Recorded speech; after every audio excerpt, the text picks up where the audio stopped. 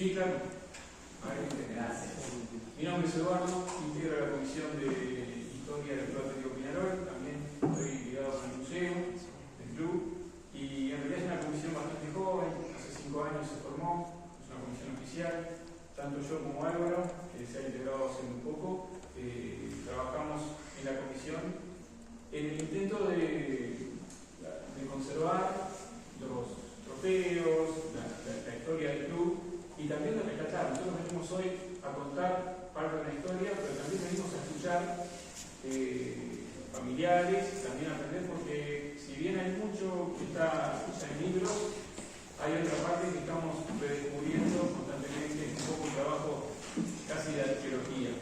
Y con nosotros Álvaro ha hecho un trabajo formidable. Él hizo un hilo en Twitter, en una red social, donde habla de que este señor que hoy nos convoca, Francis Gordon Jackson, difícilmente haya una historia parecida a la de él en fútbol, por un montón de particularidades que vamos a ver ahora, desde su origen. Además vamos a verlo capitán del club en un momento, en un contexto muy especial del país, muy distinto al de hoy. Y bueno, le voy a dar el pie a Álvaro para que les cuente, si no revelo más, no adelanto más lo que va a decir él. Y vamos a ver también algo de la parte deportiva. Y bueno, vamos a escuchar, a ver si podemos encontrar algo nuevo también. Gracias, por supuesto, por abrir la puerta de la casa de la convocatoria. También un placer decir que gracias a los descubrimientos en parte de la investigación, Eduardo y los compañeros me invitaron a formar parte de la comisión, así que por eso tiene para mí un significado especial, en particular, poder hablar de esta persona. Entiendo que ya adentrarnos en la historia respecto al contexto, lo que han desarrollado en el recorrido previo, han entrado al detalle como para poder situarnos ya próximo a los 2 años de referencia que vamos a tomar a tener presente, que fue en 1891, en la fundación de Peñarol como centro del Uruguay Club Club, el 28 de septiembre. Bueno, esos primeros pasos del club, primero como un espacio de las autoridades de la empresa del ferrocarril para la práctica de sus deportes, y luego ya a partir de 1892 comenzando activamente la práctica del fútbol. Bueno, todo ese desarrollo que se va dando en el de los años siguientes hasta el año 1900, como bien mencionado en el recorrido, en la fundación de la Uruguay Association Football League, con la presencia de 4 instituciones, de Peñarol, el Club de Ferrocarril, de Argan, de Uruguay Athletic y de Deutscher, son los 4 que componen ese primer año, esa primera temporada de liga. Y bueno, ese es un poco el contexto que nos introduce a la época del señor. Mientras eso pasaba, en Montevideo, que estaba ingresando junto a su hermano, que charlábamos un rato antes, los 2 hermanos, Robert Jackson y Francis Jackson. Robert, 2 años mayor que Francis, ingresan a estudiar el colegio al Tonbridge School en Inglaterra. Robert había nacido en Canadá y Francis había nacido en Mercedes, en la localidad de Mercedes, en Buenos Aires, entre Buenos Aires en Argentina, hijos de un inglés. Bueno, viajan a tomar sus estudios a Tonbridge. Así es, lógicamente, donde tienen su primer contacto con el deporte, la actividad deportiva, como pueden ver en el registro de la propia escuela del colegio. Ingresan en el año 1890 los 2 hermanos, figura el registro allí, uno consecutivo con el otro, y rápidamente Francis empieza a destacar en la actividad deportiva que va desarrollando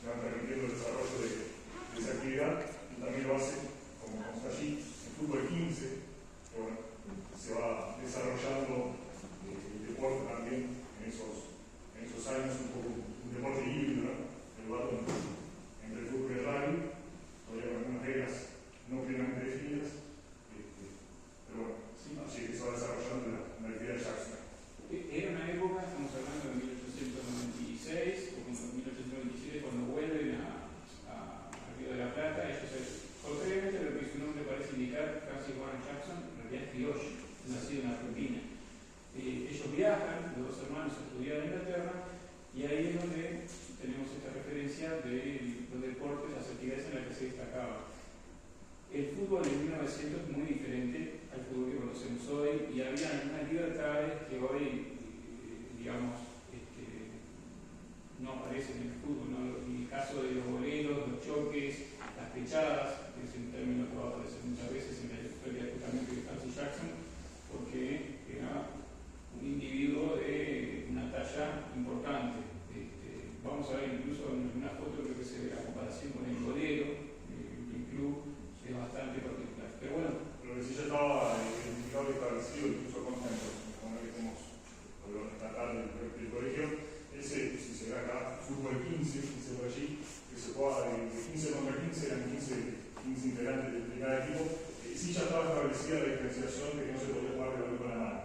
Una diferencia que ya había surgido formalmente dentro de la competencia misma del colegio, que es donde va destacando Jackson con sus primeros logros deportivos. Hay un poco lo que se va dando una vez que termina la parte de los estudios de los hermanos.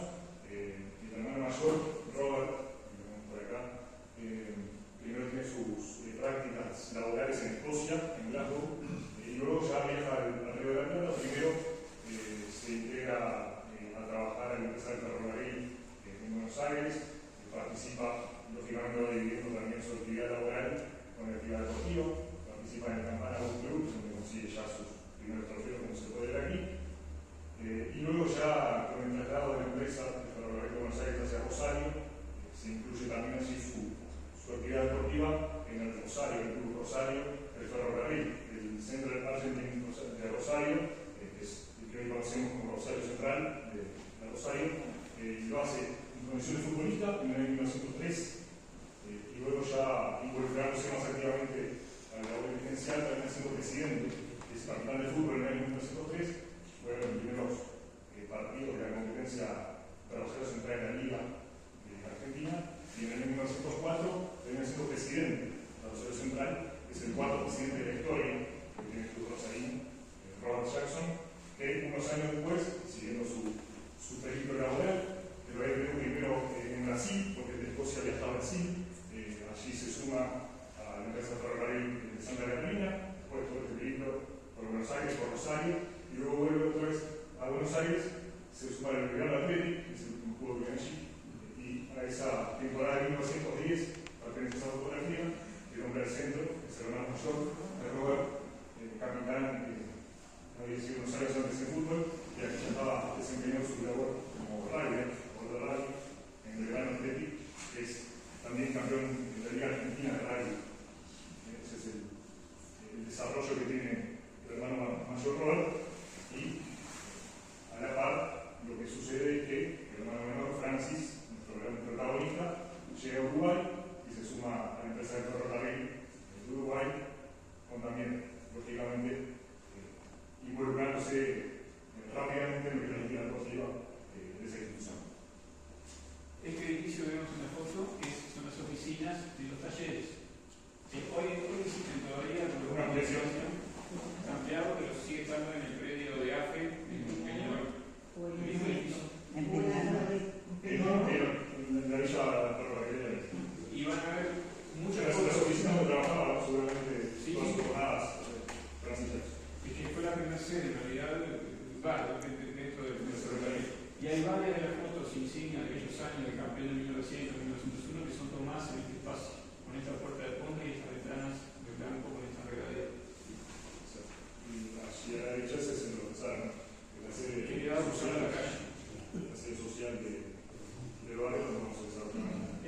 Cuando empezaron los problemas entre la empresa y la organización del club, la secretaría pasa de los talleres a este edificio de la carrera cruzando la calle, pero ya fuera del predio del ferrocarril. Este es el centro artesano. Bueno, Francis llega, es ingeniero, pero llega en principio con una gran administrativa de asistencia a los jerarcas. Bueno, lógicamente, como destacaba, así como destacaba la parte de su tarea de estudiante en el colegio con el deporte, también en su vida laboral. Y bueno, no es nada complejo, una carrera que rápidamente se integra y se involucra con la actividad deportiva del club, ya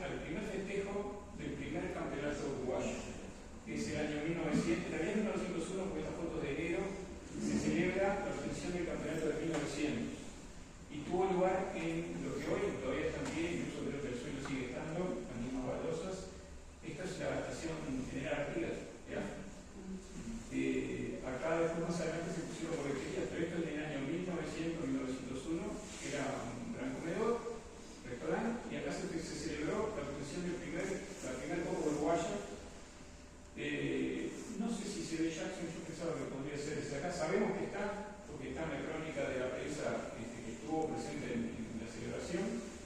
Al fondo están las banderas de Uruguay, la bandera de Inglaterra. La copa debe estar por algún lado, porque la copa en ese entonces no se entregaba en la cancha, no había una celebración en cancha, se esperaba que terminara el campeonato y se entregaba la copa. Esta fue la primera celebración. Es una celebración judía.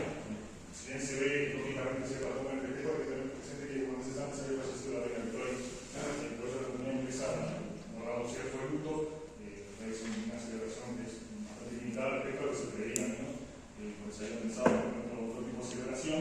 Bueno, se hace una fiesta muy reducida, incluso los testimonios de las crónicas de la fiesta lamentan, ¿no? El hecho de que el grupo de socios, al menos de hinchas, que querían acercarse a compartir la celebración de lo que iban a hacer.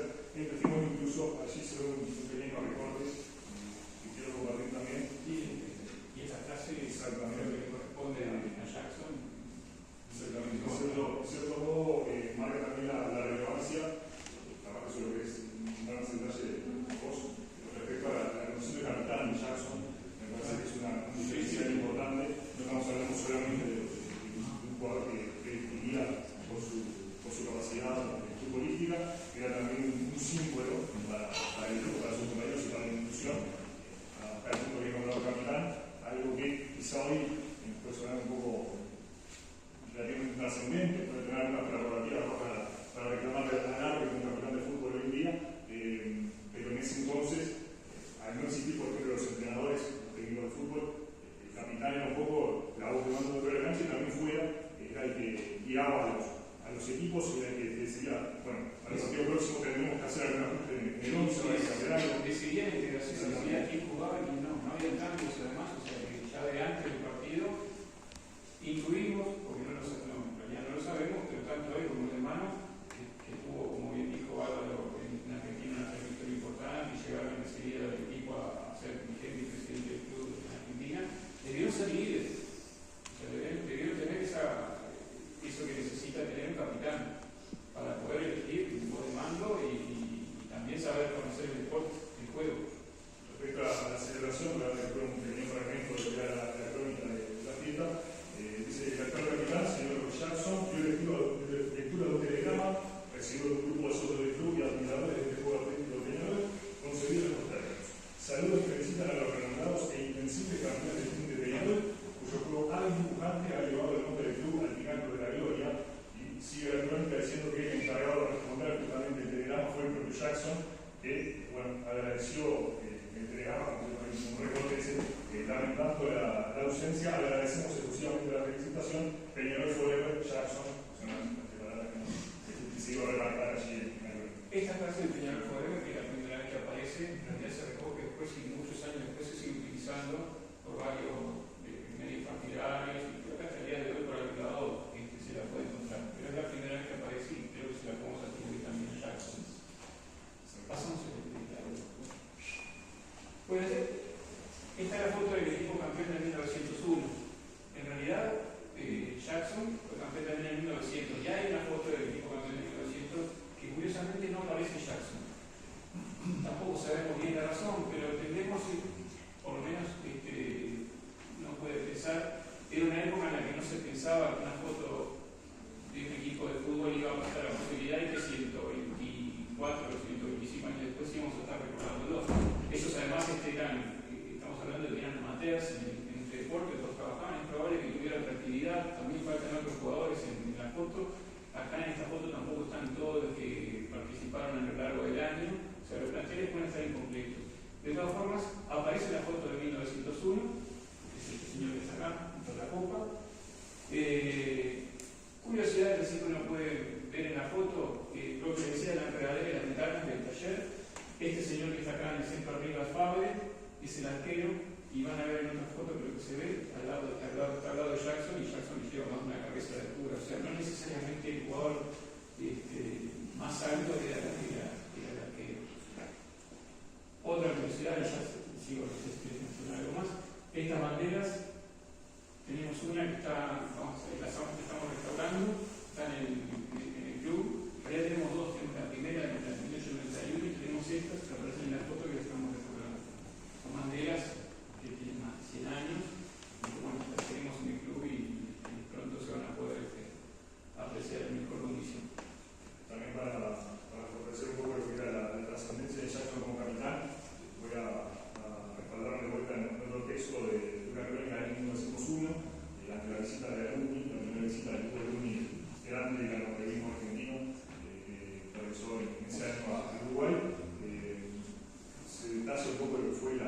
en el viaje, y yo textualmente dice aquí, que la mañana del 18, es el 18 de julio, el día de la celebración patria aquí en Uruguay, bien temprano el capitán de Peñarol, Peter Jackson, va en una lancha hacia el costado de Oro y acompaña a los visitantes a la estación central.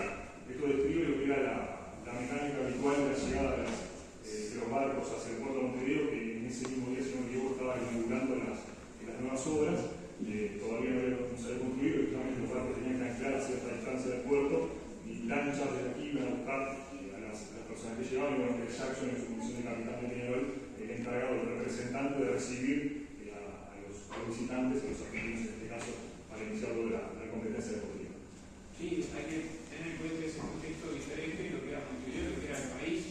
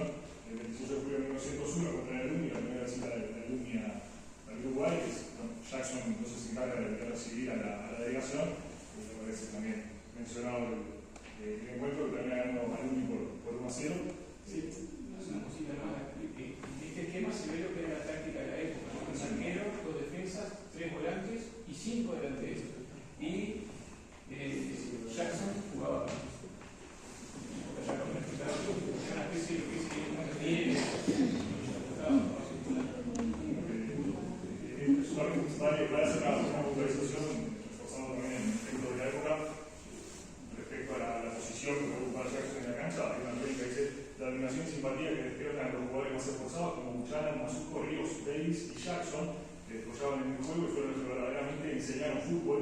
Y dice la crónica, sobre todo Jackson, que actuaba de maravilla en cualquier puesto del cuadro.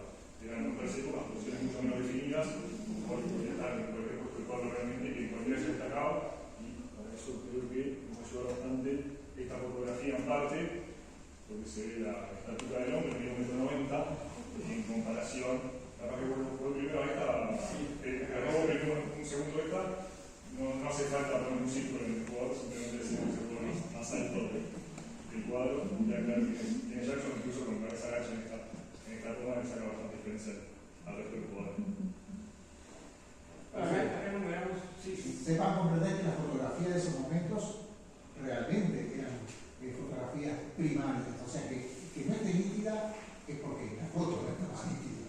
Y a veces los contextos hay que ubicarse, no tenemos fotografías en el celular que son excelentes, pero allí en esos momentos se hacía lo que se podía con esa fotografía. Esa foto que yo la corté, que ahora reconozco que hice un error, acá a su izquierda estaba la que el hombre delantero era. Pero para que se den una idea de lo que era Jackson. Y acá hicimos un conteo de lo que fueron los hitos de su carrera, ¿no? Jugó el primer partido oficial de la Copa Uruguaya, el 10 de junio de 1900, victoria de Peñarol sobre Año. Jugó el primer clásico de la historia, el 15 de junio de 1900, 2-0 sobre Nacional. Pusimos la rotación de penalidad, hasta hizo un gol en un clásico, en el segundo, convirtió el gol de triunfo 1-0. Jugó el primer clásico oficial por Copa Uruguaya, 12 de mayo de 1901, 3-1. No estuvo en el clásico que definió el torneo, tuvo una lesión en julio de 1901, se dio Pumaraz. Eso sale, no trajimos el recorte, pero sale en el diario y también yo creo que es una arqueología, esa es la primera vez que se dice una lesión de un jugador. Se dice que Peñarol extrañó a Jackson que estaba dislocado de un brazo. Como sabemos que jugó en julio algún partido, es muy probable que se haya lesionado en algún partido previo y por eso no estuvo en el partido del 28 de julio que fue el Titi. Bueno, fui campeón uruguayo, que ya lo dijimos, invicto en 1900-1901. Y acá, esto es interesante, son los primeros triunfos internacionales de equipos de la AU. 9 de julio de 1900, 3-1 ante Belgrano, Argentina, en el FIL de Villa Peñarol. Y el primer triunfo internacional de un equipo de la AU en el exterior, 14 de junio de 1901, 2-0 ante Quilmes de Buenos Aires. Para una puntualización respecto al primer triunfo el 29 de julio, una particularidad fue un día lunes, un día laboral para los trabajadores del ferrocarril que tomaron la decisión grupalmente y colectivamente de asistir solamente hasta el mediodía al trabajo, en el mediodía de los 400 funcionarios de los talleres de Peñarol caminaron esos pasos hasta la cancha de la villa para ver jugar a Jackson. Sí, eso está en la crónica explicado y es a raíz de esos problemas que empezaban a haber entre la empresa y el fútbol, de los jugadores y los empleados que se distraían porque se veían el equipo de fútbol. Ahí está clarísimo el origen un poco de esos problemas. Y después el primer triunfo ya en suelo extranjero, en el siguiente, pasando, no sé si. Acá es la crónica de un partido clásico entre Peñarol y Nacional en 1901. Recordamos, lo vimos en el día anterior, el primer clásico de tenido lugar en julio de 1901, esto es agosto. Perdón, el primer clásico fue en 1915 de julio y esto es agosto, un año después. No voy a leer toda la crónica de ese partido que es un amistoso que se jugó y ganó Peñarol 2-0, pero hay dos cositas que quiero destacar de la crónica. Tranquilo, yo creo que puedo tocar que participó en 11 clásicos y bueno, una tendencia que ya se fue marcando de los orígenes, ganó 5, empató 4 y perdió solamente 2, así que bueno, la tendencia de Peñarol primero los triunfos en el historial y además el orden que se mantiene hasta hoy, ¿no? Primero el triunfo de Peñarol, segundo los empates y tercero el triunfo nacional, también fueron así en la época de aporte de Jackson. Entre Peñarol y Nacional, una tarde relativamente apacible y la fama de los combatientes que se disputaban ayer amistosamente como un futbolístico en la cancha de fútbol atrajo al pintoresco local una numerosa concurrencia. Estamos hablando, en algunas crónicas eran de 5.000, 6.000 personas, 1901, cuando recién había empezado, o sea, ya era un clásico. Y para reforzar este segundo, dice, la más encomiable cordialidad prevaleció entre los jugadores de ambos cuadros, vivándose mutuamente a la terminación del gran match, proscribiéndose así antagonismos que jamás deben existir. Como queriendo decir que ya habían problemas, estamos hablando de que empezaron a jugar un año antes de la Nacional, y ya la prensa destacaba como que, bueno, que habla incluso de parcialidad con estruendo, ya un año después convocaban a estos dos equipos mucha gente y no eran precisamente gente que estaba muy tranquila. Esa rivalidad se da porque ellos eran los ingleses, los otros eran los criollos, ¿viene por ese lado o por otro motivo? Sí, yo creo que hay más de una explicación. Bueno, no por lado de los obreros Sí, obreros, universitarios, también por ser Peñarol y estar fuera de ese plano. casi sobre el interior. Sí, en aquel entonces Villa Peñarol estaba dejado. No sé si tanto con estudiantes, porque Peñarol desde los inicios tuvo buena relación con todas las asociaciones de estudiantes, pero Lo que sí puedo marcar que el fútbol comienza a jugarse en Peñarol, en el fútbol, iniciativa de un uruguayo. John Musi, que era un estudiante y un integrante del Albion, capitán de Albion en el primer partido, que era empleado de la empresa de ferrocarril, y le propone a su primo, a Turdauro, que era el primer secretario de la historia de Peñarol, que si pudiera hacer algo con sus compañeros de la empresa para que Peñarol pudiera empezar a jugar al fútbol, porque desde 1991, en septiembre hasta mayo de 1991, no participó en el fútbol, solamente en cricket, en el y demás. Y bueno, Albion básicamente no tiene que permitir jugar, salvo en un tiro cricket, periódicamente, contra las embarcaciones, la marinería de las embarcaciones que estaban en el puerto, y bueno, con la necesidad de jugar contra alguien, es uruguayo, John Musi le propone a Danco que presente en directiva la posibilidad de que el equipo de la empresa desarrolle el área de fútbol, y bueno, ya un mes después están compitiendo. hoy más temprano igual mencionaba el caso de Albion, que nació como equipo de fútbol, pero tenía equipo de cricket. Y el caso de Peñarol nació como equipo de cricket, el fútbol se jugaba en invierno, el cricket en verano. El primer invierno Peñarol juega fútbol. O sea, sí, nació como equipo de cricket en el nombre, pero cuando pudo jugar fútbol a la primera estaba jugando. Entonces es muy relativo eso de que, bueno, nació como un equipo para un deporte y después terminó siendo otro. Lo mismo también cuando hablamos de rivalidad, que dicen, bueno, los criollos contra los ingleses. Y acá nos metemos en otro tema y no quiero entrar, pero Nacional también tenía jugadores ingleses y extranjeros. Y a lo largo de los primeros 20-25 años tuvo más extranjeros que Peñarol. Pero ya me voy de... Peñarol es su primer equipo, su primer partido ya está eliminado su lugar. Sí, y bueno, el campeón de 1905, pocos años después, eran todos.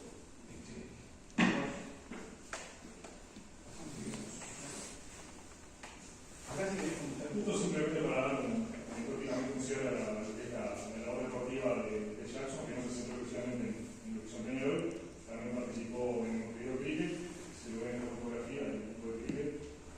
Algunas cosas que puede corroborar por la duda con Berto, que me insistió para confirmar la presencia allí de Francis.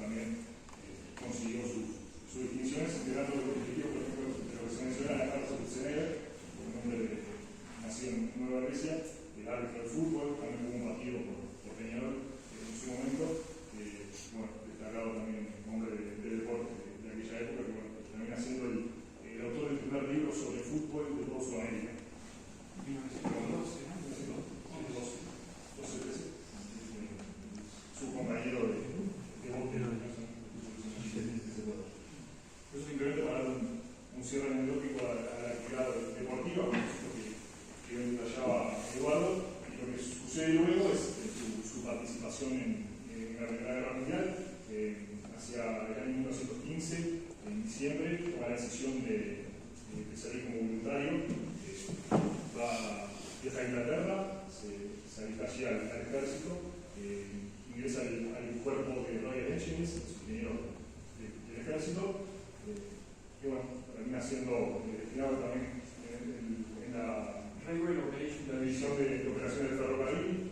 Entonces, lógicamente se necesitaba de ingenieros y personas calificadas, pero no significa que vaya a entrar en combate, participa también en algunas situaciones. Por suerte pudimos dar con estos testimonios que son, a ver, lo que pasó en este caso es que el 80% prácticamente de todo lo que son los registros, las cartas, las fichas de los soldados se perdieron en Inglaterra por los bombardeos de la Segunda Guerra Mundial, pero por fortuna los de Jackson permanecen y nos dan el testimonio de lo que aportó también esa función. Sí, tuvo una carrera militar muy destacada y ascenso muy rápido. Comenzó como segundo teniente, luego teniente, después creo que mayor o capitán mayor. Ahí está. Y rápidamente, pasó 3 años. Primero ingresa al frente de combate en Francia y después es destinado a Egipto. Eso es un poco el camino resumido de la actividad. Una vez finalizada la guerra, vuelve a Sudamérica, seguramente ya de la cuestión personal. Sí, sería oportuno invitar ahí es donde queremos conseguir más, porque hasta acá lo que hemos podido saber.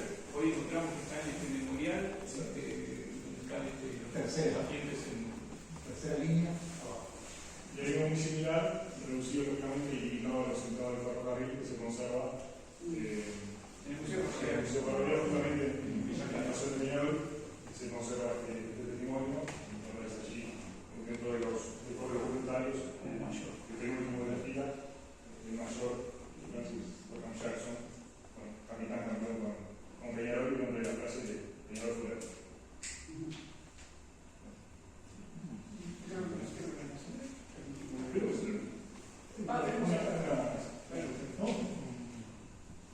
El ingeniero José Bucetti fue presidente de Peñarol en 1951-1955 y en su libro que escribió Memoria Crónica y Memoria del propio Peñarol hace este comentario recordando a Jackson. Sus eternas medias caídas invencibles en los enfrentamientos de pechazos, porque lo que hablamos al principio, el fútbol se permitía algunas cosas que hoy